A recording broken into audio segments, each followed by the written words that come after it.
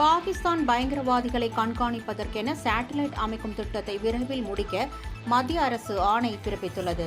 காஷ்மீரின் பகல்காமில் 26 பேர் படுகொலை செய்யப்பட்டதற்கு பதிலடியாக ஆபரேஷன் சிந்தூர் மூலம் பாகிஸ்தான் ஆக்கிரமிப்பு காஷ்மீரில் பதுங்கியிருந்த பயங்கரவாதிகளின் முகாம்களை இந்தியா தகர்த்தது. பயங்கரவாதிகள் பதுங்கியிருந்த இடம் குறித்து சேகரிக்கப்பட்ட உளவுத்துறை தகவலின் அடிப்படையில் இந்த நடவடிக்கை மேற்கொள்ளப்பட்டது.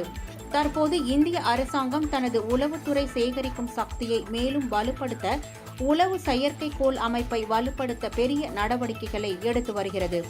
இந்த திட்டத்திற்கு 22,500 கோடி செலவாகும் என்றும் இது விண்வெளி அடிப்படையிலான கண்காணிப்பு திட்டம் என்று அழைக்கப்படுகிறது.